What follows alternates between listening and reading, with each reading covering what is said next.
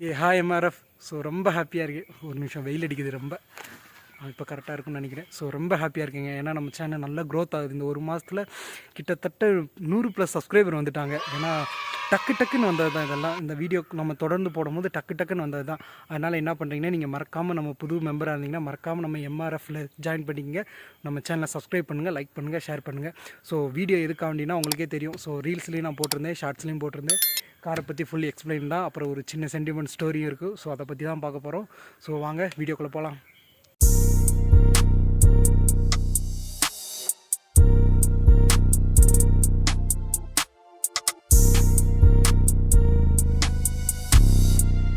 நம்ம காரோட கலர் வந்து க்ரீனுங்க. ஸோ இதுதான் நம்ம காரோட ஃபஸ்ட்டு நம்ம காரோட இன்டீரியல். ஸோ அந்த பழைய லாக் சிஸ்டம் தான்.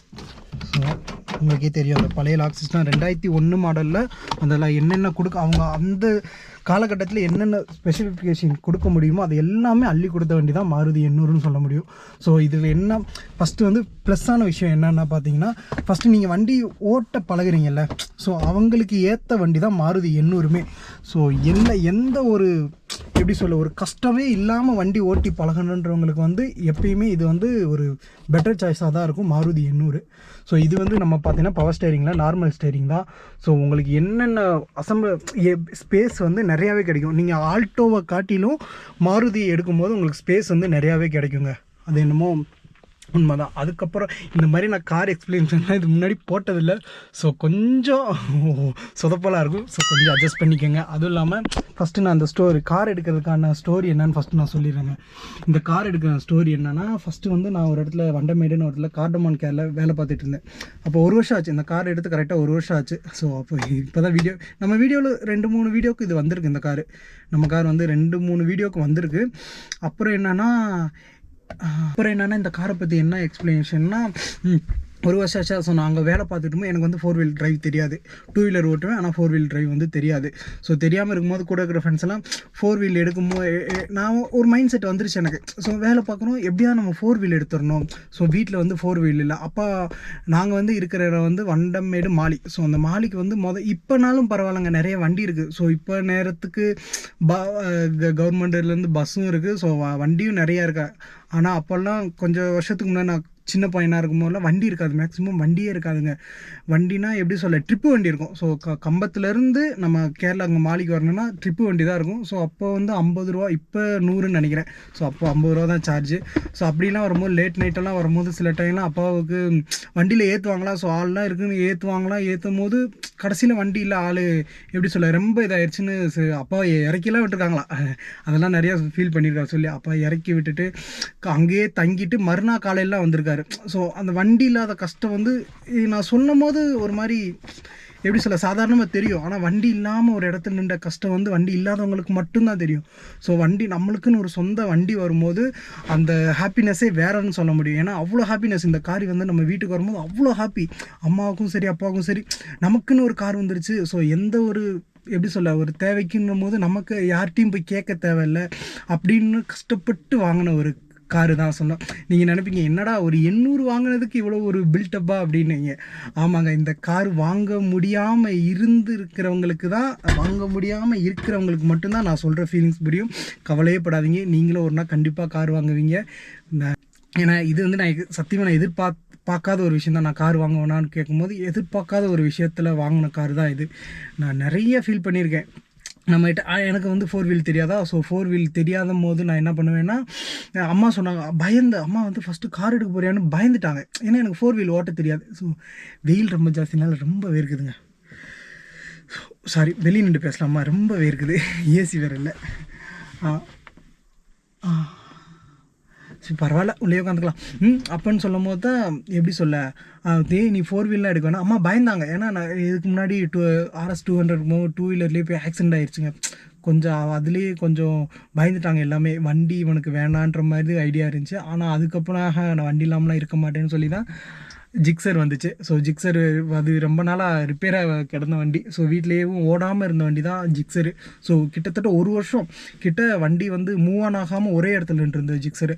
ஸோ நான் வேலைக்கு போயிட்டு அதை ஃபஸ்ட்டு ரெடி பண்ணேன். அதை ரெடி பண்ண பிறகு கொஞ்ச நாள் கழித்து தான் நைட் ஷிஃப்டெல்லாம் பார்த்து தான் இந்த கார் வாங்கினேன். நான் நிறைய பேருக்கு தெரியும் எங்கள் கிரேடிங் கிளீனிங் சென்டர்னு சொல்லுவாங்க. ஸோ அங்கெல்லாம் நைட் ஷிஃப்ட் பார்த்து தான் நான் இந்த இதவே வாங்கினேன். ஸோ ரொம்ப கஷ்டப்பட்டு வாங்கின கார் தான் சொல்ல முடியும். ஏன்னா நான் கிட்டத்தட்ட 2-3 மாதம் கிட்ட நைட் ஷிஃப்ட்டு வேலை விட்டு வரும்போது கிட்டத்தட்ட 2-3 மணி ஆயிரும். நாங்கள் வேலை முடிஞ்சு வரும்போது காலையில் 8 மணிக்கு போயிட்டா நானும் என்னோடய பார்ட்னர் ஒருத்தர் இருப்பார். அவர் பேர் சிவா. ஸோ ப்ரோன்னு சொல்ல முடியாது, அண்ணன், அந்த மாதிரி ஒரு கேரக்டர்.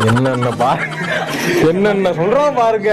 அங்கேருந்து நாங்கள் எப்பயுமே காலையில் 8 மணிக்கு போயிட்டு காய் அதிகமாக வர டன் கணக்கில் வரும்போது கிட்டத்தட்ட 2-3 மணிக்கு தான் நாங்கள் ரிட்டனே வருவோம். ஸோ அந்த மாதிரி வர இதில் கொஞ்சம் கொஞ்சமாக சேர்த்து வச்சு வாங்கின கார் தான் இது. அதுவும் இல்லாமல் இந்த கார் ரொம்ப சென்டிமெண்ட்டான கார் ஆயிடுச்சு. ஏன்னா நம்ம குடும்பத்தில் இதுவரை யாருமே கார் எடுத்தல. எங்கள் அம்மாவோட ஃபேமிலியாக இருக்கட்டும், அப்பாவோட ஃபேமிலியாக இருக்கட்டும், சொந்த வண்டி யாரும் வச்சதில்லை. 4 வீலர் எடுத்ததில்லை. 2 வீலர் இருக்கும், ஆனால் 4 வீலர் எடுத்ததில்லை.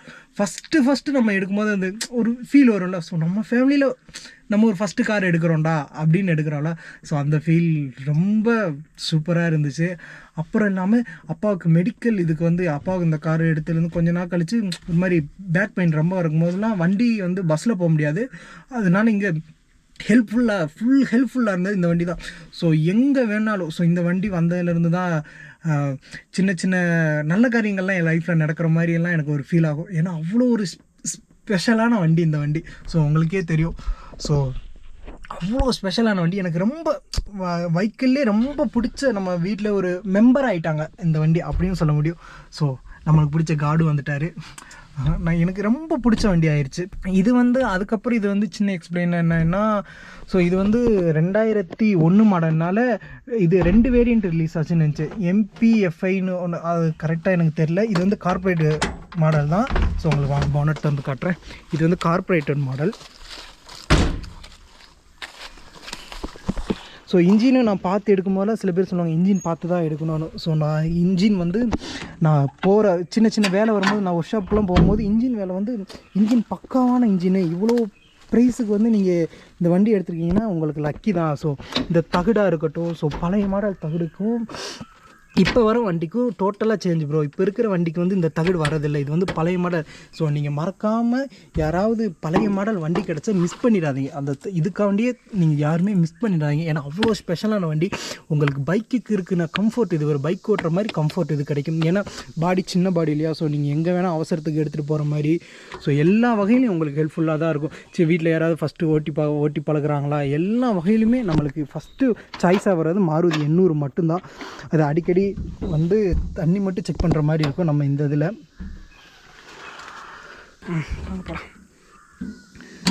ஸோ அதுவும் இல்லாமல் இந்த கலர் வந்து எல்லாமே பிடிச்சிச்சுங்க. நம்ம வீட்டில் வந்து இந்த கலர் வந்து எல்லாத்துக்குமே பிடிச்சிருச்சு. ஸோ இது வந்து எப்படி சொல்ல, ஒரு மாதிரி க்ரீன் மாதிரி, டார்க் க்ரீன் இல்லை, க்ரீன் சொல்லுவாங்க. ஸோ அடுத்த வருஷம் டெஸ்டிங் இருங்க.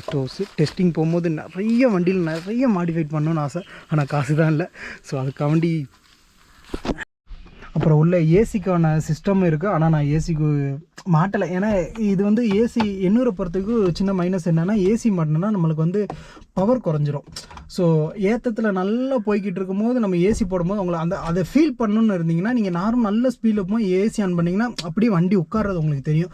ஸோ நிறைய பேர் அட்வைஸ் பண்ணாங்க என்னென்னா, ஏசி வேண்டாம், இப்படியே இருக்கட்டும், இது நல்லது வண்டி உங்களுக்கு ஓட்டுறதுக்கு. ஆனால் அதே உண்மைதாங்க, ஏசி தேவையில்லை. ஸோ நம்ம விண்டோவில் இறக்கி விட்டு போனால் ஏசி தேவையில்லை. நம்ம வண்டி ஒரு மாதிரி ரக்கடான வண்டி தான். மாருதி 800 பொறுத்த வரைக்கும் ரக்கடான வண்டி தான். ஸோ உங்களுக்கு எந்த வகையிலையும் எல்லா பொருளையும் இப்படி அவுத்துக்கெல்லாம் மாட்டிக்கலாம், அந்த மாதிரி சிஸ்டம் தான். ஸோ நீங்களே ஈஸி அண்ட் கேர்னா மாருதி 800 மட்டும்தான் சொல்லுவேன். ஸோ நீங்கள் ஸ்பேஸுன்னு எடுத்துக்கிட்டாலும் நிறையாவே இருக்குது. ஸோ உங்களுக்கு எப்படி சொல்ல, டாக்குமெண்ட் வைக்கிறதா இருக்கட்டும், டேஷ்போர்டாக இருக்கட்டும், எல்லாமே ஸ்பேஸ் தான். ஸோ நீங்கள் எந்த பொருள் வைக்கணும், சஸ்பென்ஸ் பொருளாக இருக்கட்டும், எல்லாமே ஸ்பேஸ் இருக்குது. ஸோ நீங்கள் மறக்காமல், உங்களுக்கு இல்லை நான் ஓட்டி பழகிறதுக்கு ஒரு கார் பார்க்குறேன்னா நீங்கள் மாருதி 800 எடுக்கலாங்க. அதை சத்தியமாக சொல்கிறேன், நான் 100 தான் மார்க் தருவேன். அதுக்கப்புறம் பார்த்தீங்கன்னா அவங்க மேக்ஸிமம் வந்து 5-6 பேர் இல்லை உட்காரலாங்க. ஸோ இந்த காரில் வந்து நாங்கள் மேக்ஸிமம் ஏறிட்டு வந்து 6 பேர் இருக்கோம். ஆக்சுவலி பின்னாடி நீங்கள் பூட்டை திறந்தீங்கன்னா நல்ல ஸ்பேஸும் இருக்குது. ஸோ இது வந்து ஒரு ஸ்டெப்னி வண்டியோட தான் வந்தது. ஸோ நாங்கள் தனியாலாம் வாங்கலை, ஸ்பீக்கர் மட்டும் நாங்கள் அரேஞ்ச் பண்ணது. ஆனால் நிறைய வண்டியில் மாடிஃபை பண்ண வேண்டியது இருக்குங்க. எனக்கு என்ன ஆசைனா, ஸோ இந்த பூட் இந்த ஓப்பனில் வந்து ஸ்பீக்கர் வைக்கணும்னு நிறைய ஆசை. அதெல்லாம் கொஞ்சம் கொஞ்சமாக தான் பண்ண முடியும். ஏன்னா இப்போ வந்து ஃபினான்சியலாக ரொம்ப கீழே இருக்கிறதுனால கொஞ்சம் கொஞ்சமாக பண்ணலாம். ஏன் டக்குன்னு பண்ண வேண்டாம். ஃபஸ்ட்டு எனக்கு வந்து இப்போ வண்டியில் நான் மாற்றணும்னு நினைக்கிற விஷயம் வந்து சீட்டு தான். ஸோ சீட் கவர் தான் எனக்கு ஃபஸ்ட்டு. சீட் கவர்ன்ற இல்லை, அந்த எப்படி சொல்ல, ஃபோமோட மாற்றணும் தான் எனக்கு ஆசை. ஏன்னா பாருங்கள், டிரைவர் சீட்டில் ரொம்ப கிழிஞ்சிருக்கு, போடுற ட்ரெஸ் எல்லாம் கிழியுது இந்த சீட்டுனால். ஸோ கொஞ்சம் கொஞ்சமாக வண்டியை வந்து மாடிஃபைட் பண்ணணுன்னு ஆசை. சின்ன சின்ன விஷயங்கள், நம்மளுக்கு பிடிச்ச மாதிரி ஏதாவது டாய்ஸ் எல்லாமே வந்து வைக்கணும்னு ஆசை. ஸோ அது கொஞ்சம் கொஞ்சமாக கண்டிப்பாக நிறைவேற்றிடுவேன். அதுக்கப்புறம் நம்ம வண்டியை பற்றி சொல்லணுன்னா என்னென்னா, எப்படி சொல்ல, நம்ம வீட்டுக்கு ஃபஸ்ட்டு ஒரு வண்டி இருக்கிறது வந்து எனக்கு ரொம்ப சந்தோஷமாக இருக்குது. ஏன்னா அவ்வளோ பிடிச்ச வண்டியும் கூட இது. புது சப்ஸ்கிரைபர் யாராவது இருந்தீங்கன்னா ஸோ மறக்காமல் நம்ம சேனலை லைக் பண்ணுங்கள், ஷேர் பண்ணுங்கள், சப்ஸ்கிரைப் பண்ணுங்கள். அப்புறம் இன்ஸ்டாவிலேயே நான் ஃபாலோ பண்ணிங்க. ஐடி வேணால் நான் கீழே டேக் பண்ணுறேன்.